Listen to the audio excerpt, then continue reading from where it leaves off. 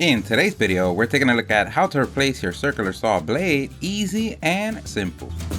This is so easy, anyone could do. Everything that we use on the video, we're going to leave a link on the description. Don't forget to like the video and subscribe. That does help us out a lot. Thank you. So you woke up today and felt like a full-on lumberjack. Cutting some wood was on your mind, but for some reason, your circular saw was on vacation. Don't worry. Here at the StatUpBox team, we've got your back. And this technique will work for any circular saw. The first thing that we want to do is locate your circular saw. The second thing is to have safety, because the last thing you want on a clear sunny day is to die. So working on a flat, comfortable surface is the way to go. And unplugging your tool will let you watch more YouTube videos in your home and not in the ER. Now that we have all the important disclaimers out the way, the first thing that you want to verify is the rotation of your circular saw. You can find this out by either turning on the tool for a few seconds, having the guard up and your fingers away from the saw, or you can usually find these markings on the circular saw itself or on the blade. You can also find this on your barbecue paper, I mean your owner's manual. Now that we have that information, the next thing that we want to locate is our lock lever. This is what's gonna not let the blade spin, meanwhile we remove it. In this particular circular saw is located in the back. As you can see, it's a metal tab, but on this other circular saw, it's a small circular button, also located in the back. So basically what we want to do is hold this button or tab down. Meanwhile, we go ahead and remove the nut that holds the blade in place. In some cases, you might need an Allen wrench like these two tools or a wrench. So this is the day of the week where you go to the gym. You might need to call on your Hulk strength for the initial nut break. Always remember the ancient rule passed down generation to generation of lefty loosey, righty tighty, and having your blade guard up and always being mindful of your knuckles, because the last thing you want is to explain to everybody on the household why your fist looked like you were in the Royal Rumble. Once the nut is loose, we like to keep going by hand. This preserves the threads in any situation. And we also want to save the parts, because today's not that day where we want to add more screws to the DIY bin. As you can see, once we remove the nut, so we're going to notice two washers on this particular system. You can always take a picture at this point before removing the blade so you can see the direction of the tooth of the blade. Meanwhile, we work on our circular saw. And if your guard does not lock in place, we can use a piece of tape to hold the guard up. The second washer has a notch that we want to align when we